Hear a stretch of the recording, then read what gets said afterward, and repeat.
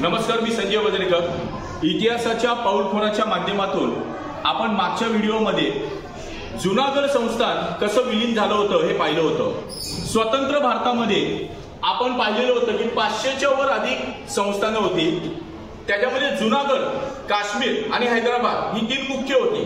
त्या जुनागड संस्थान कसं विलीन झालं हे आपण पाहिलेलं होतं। यानंतर दुसरं एक बडं असं मोठं संस्थान होतं, ते आजच्या आंध्र प्रदेशमध्ये असणाऱ्या हैदराबाद या ठिकाणी इथे दिसतंय। या हैदराबाद संस्थानाच्या विलीनीकरणाचा इतिहासाच्या पाऊलखुणाच्या माध्यमातून आपण पाहणार आहोत।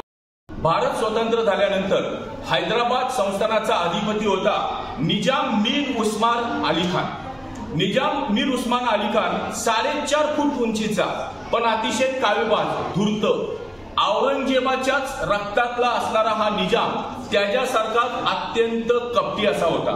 या निजामाने कासिम रजवी नावाचं एक खुद उभं केलं। या कासिम रजवीची रजाकार नावाची एक संघटना होती आणि या रजाकार संघटनेने या निजामाला अशी लालूच दाखवली की आपण हैदराबादच नाही तर संपूर्ण भारतावरती पुन्हा एकदा दिल्लीच्या औरंगजेबासारखं तुझं राज्य आणू।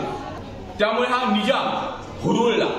या कासिम रजवीच्या संघटनेने हैदराबाद मधल्या हिंदू जनतेवर अनंत अन्य अत्याचार केले। तसं पाहायला गेलं तर हैदराबाद मध्ये 80% प्रजा ही हिंदू होती आणि ही बहुसंख्य प्रजा ही हैदराबाद संस्थान भारतात यावं यासाठी इच्छुक होती।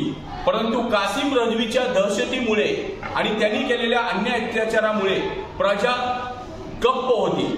याच्या विरोधात हैदराबाद स्टेट काँग्रेसचे अध्यक्ष स्वामी रामानंद तीर्थ यांनी लढा दिला। देश स्वतंत्र झाला, 1948 साल उलटले तरी सुद्धा निजाम नरोबा कुंजराच्या भूमिकेत होता।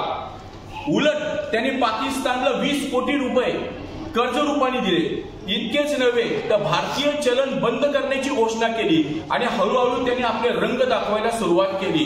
अखेरीस सरदार वल्लभभाई पटेलांनी अतिशय कणखर धोरण आखून ऑपरेशन पोलो नावाची कारवाई या निजामावर 13 सप्टेंबर 1948 रोजी सुरू केली आणि अवघ्या 108 तासात 19 सप्टेंबर 1948 रोजी हैदराबादचा निजाम ताती त्रण धरून भारतीय लष्करासमोर शरण आला आणि त्याने संस्थान भारतामध्ये विलीन केले। जय हिंद।